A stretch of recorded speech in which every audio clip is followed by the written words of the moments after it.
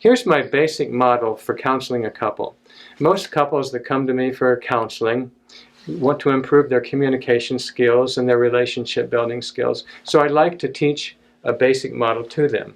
Now, when couples are having conflicts, they are always having loops with each other. I'm going to give you 3 examples of loops. One is, the most common is demand withhold.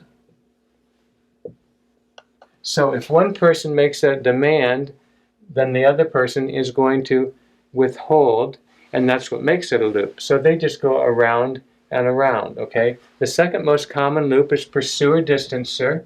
So one person pursues, and the other person distances. And the third most common loop is emotional-logical.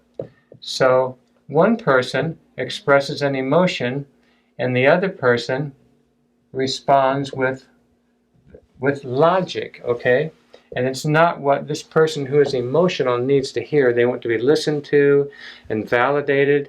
And this other person responds with more of a fix-it mentality, and often with a good motive. And I tell couples, as much as you can, always look for the good motive, okay? So what I do in couples counseling when it comes to communication skills, which is always important to people, is to help them break these loops, okay? So I go over a list of loop busters with them. And so after I explain what I'm explaining now, I will give them a list of loop busters and explain them all. And then that will be one of their assignments when they leave a first session, is to go over the loop busters with them, to use them, to practice them with each other, and to try to get good. Okay, it's never enough to teach people communication skills, because on a scale of 0 to 10, say, no couple is ever going to hit a 10, all right? And we know that loops are symptomatic, okay? So we always need to go deeper than talking about communication skills or these kind of loops, all right? So they're always symptomatic of unmet relational needs. Unmet relational needs. So they can be symptomatic of other things too, such as family of origin issues, unforgiveness, and I could say more, but I'm trying to summarize today, okay? So I equip couples with skills to meet each other's relationship needs, okay? And then undergirding all of this, for most people that I talk to who have faith in God, is faith in God.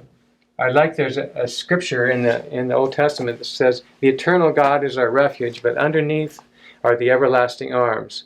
So all the counseling that I do, especially as we look at this model, I encourage people to have faith that no matter how deep the pain goes, God's everlasting arms go deeper still. No matter how far down they fall, God is underneath to catch them.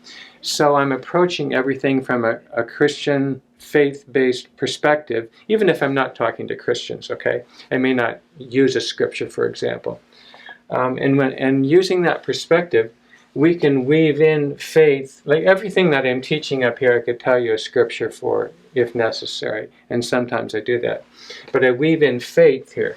And I also explain to couples, oftentimes, we start out talking about your marriage issues, and then we will go to your individual issues. In other words, what is your responsibility in either creating the loop or accepting a loop invitation? So we'll look at individual issues. And then oftentimes we go back to family of origin issues. And that's where it really gets interesting.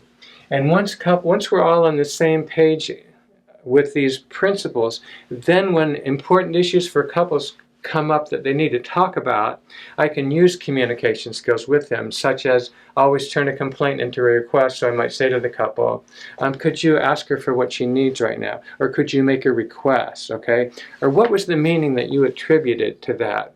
Or be curious, not reactive. I'm giving you some of the loop busters that I go over with people. So that's in essence a very simple way of looking at my model for couple counseling. There's more I could say. I'm keeping it short. That's it for now.